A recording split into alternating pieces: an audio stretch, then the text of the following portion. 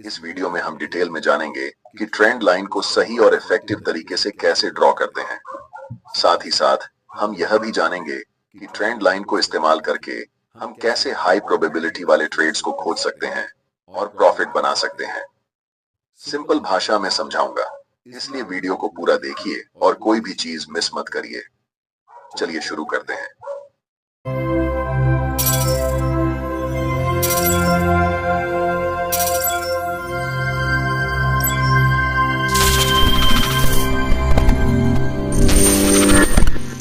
कि trend line को सही और इफेक्टिव तरीके से कैसे ड्रॉ करते हैं।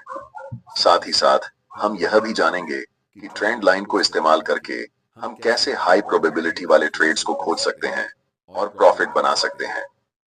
सिंपल भाषा में समझाऊंगा, इसलिए वीडियो को पूरा देखिए और कोई भी चीज मिस मत करिए। चलिए शुरू करते हैं। सबसे पहला सवाल, ट्रेंड लाइन होता क्या है? ट्रेंड लाइन सिंपली एक लाइन होती है जिसे चार्ट्स में की लेवल्स को टच करके ड्रॉ किया जाता है। और हम इसे किस लिए ड्रॉ करते हैं? क्योंकि प्राइस जब भी ट्रेंड लाइन को टच करती है तो हमें हाई प्रोबेबिलिटी वाले ट्रेड सेटअप्स मिलते हैं।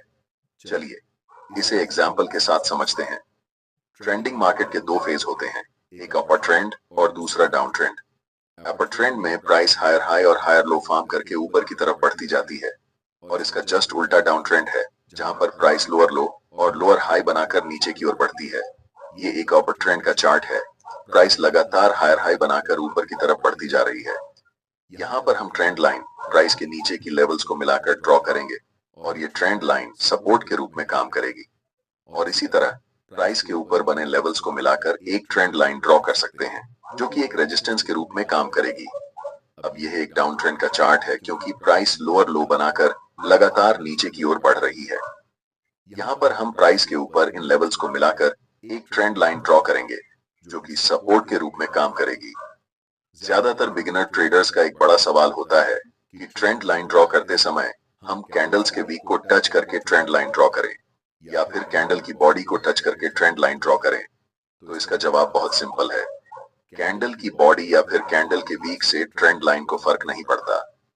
सबसे ज्यादा इंपॉर्टेंट बात यह है कि ट्रेंड लाइन ड्रॉ करते समय जितने ज्यादा टच पॉइंट्स होंगे उतनी ही ज्यादा वैलिड और स्ट्रॉन्ग ट्रेंड लाइन कहलाएगी। ऐसे में कहीं वीक टच हो सकता है तो कहीं बॉडी टच हो सकती है या कहीं पर थोड़ा सा डिस्टेंस भी बच सकता है। ऐसा इसीलिए क्योंकि ट्रेंड लाइन सिर्फ एक लाइन नहीं है, ट्रेंड लाइन एक जोन या फिर एरिया की तरह काम करती है।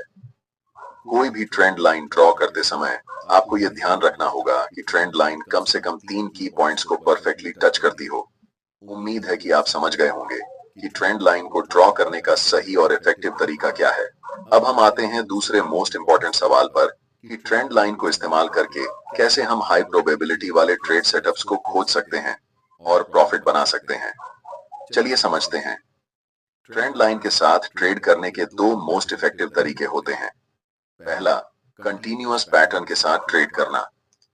यहाँ आपको दिख रहा है कि प्राइस एक स्ट्रॉन्ग अप ट्रेंड में है, इसलिए इसके नीचे एक ट्रेंड लाइन ड्रॉ कर सकते हैं। अब जब भी प्राइस दोबारा इस लेवल को टच करेगा तो यहाँ से रिवर्सल के चांसेस होते हैं। जैसे ही कोई स्ट्रॉन्ग रिवर्सल कैंडल बनता है, हम यहाँ लाइन के नीचे अपना स्टॉप लॉस रखकर एक बाय पोजीशन बना सकते हैं। नेक्स्ट एग्जांपल डाउन ट्रेंड में देखते हैं।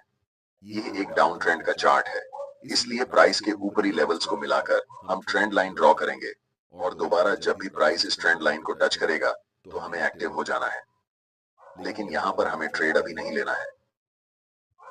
नेक्स्ट कैंडल जैसे ही प्रीवियस कैंडल के लो को ब्रेक करता है तो हम यहाँ ट्रेंड लाइन के ऊपर छोटा सा स्टॉप लॉस रखकर एक सेल पोजीशन में एंट्री ले सकते हैं। आशा करता हूँ कि आपको कंटिन्यूअस पैटर्न के साथ कैसे ट्रेंड लाइन को इस्तेमाल करके ट्रेड करते हैं ये समझ में आ गया होगा। अब बात करते हैं ट्रेंड लाइन ब्रेकआउट पैटर्न की, जो कि सबसे ज्यादा ट्रेड किया जाता है। स्क्रीन पर दिख रहा चार्ट एक डाउन ट्रेंड का है जिसमें प्राइस लोअर लो बनाकर नीचे की ओर बढ़ रही है, इसलिए प्राइस के ऊपर इनकी लेवल्स को मिलाकर एक ट्रेंड लाइन खींच सकते हैं। नेक्स्ट टाइम जैसे ही प्राइस इस ट्रेंड लाइन को तोड़कर कैंडल ट्रेंड लाइन के ऊपर क्लोज होती है तो हमें एक्टिव हो जाना है। अब यहाँ पर ट्रेड लेने के दो तरीके हैं।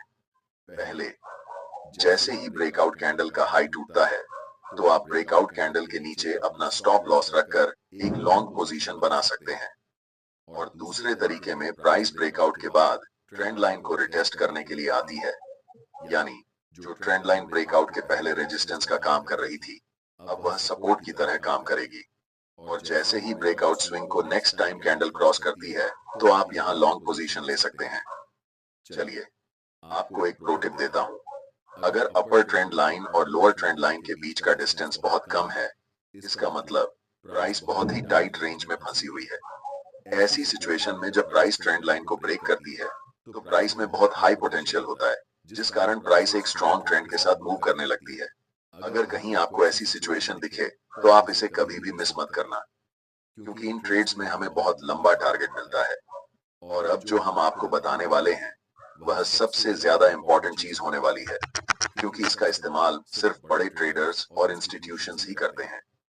और अगर आप इसे सीख गए, तो आपके लॉस होने के चांसेस न के बराबर हो जाएंगे। आसान भाषा में समझते हैं, मल्टी टाइम फ्रेम एनालिसिस का मतलब होता है अलग अलग टाइम फ्रेम में चार्ट्स को एनालाइज करना।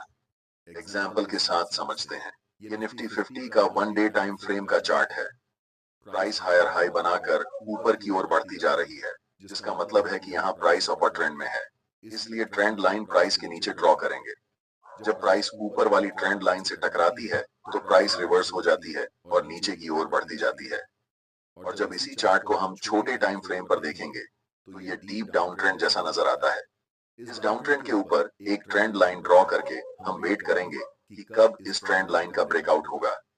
जैसे ही प्राइस हायर टाइम फ्रेम में अपने नीचे वाली ट्रेंड लाइन को टच करेगी, तो वहां से प्राइस रिवर्स हो जाएगी।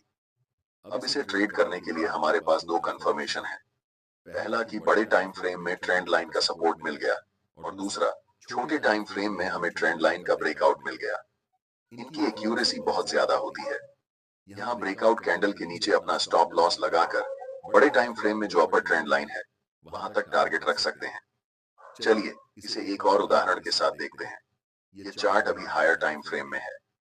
प्राइस लोअर लो और लोअर हाई बनाकर नीचे की ओर बढ़ रही है, इसलिए हम प्राइस के ऊपर और प्राइस के नीचे दोनों जगह ट्रेंड लाइन ड्रॉ करेंगे। जैसे ही प्राइस लोअर ट्रेंड लाइन को हिट करता है, तो ये ऊपर की ओर बढ़ने लगती है। और जब इसी चार्ट को हम छोटे टाइम फ्रेम में देखते हैं, तो ये चार्ट हमें अपर ट्रेंड में दिखाई देता है, इसलिए हम प्राइस के नीचे ट्रेंड लाइन ड्रॉ करेंगे और ब्रेकडाउन का इंतजार करेंगे। जैसे ही प्राइस ट्रेंड लाइन को ब्रेक करती है और नेक्स्ट कैंडल प्रीवियस कैंडल के लो को तोड़ देती है, तब हम बड़े टाइम फ्रेम में ट्रेंड लाइन के ऊपर अपना छोटा सा स्टॉप लॉस रखकर सेल ट्रेड में एंट्री ले सकते हैं, जिसमें हमारा टारगेट बड़े टाइम फ्रेम की लोअर ट्रेंड लाइन होगी। हमें उम्मीद है कि आपको ट्रेंड लाइन को इस्तेमाल करना आ गया होगा, और साथ ही साथ हाई प्रोबेबिलिटी ट्रेड सेटअप्स को ट्रेड करना भी सीख चुके हैं।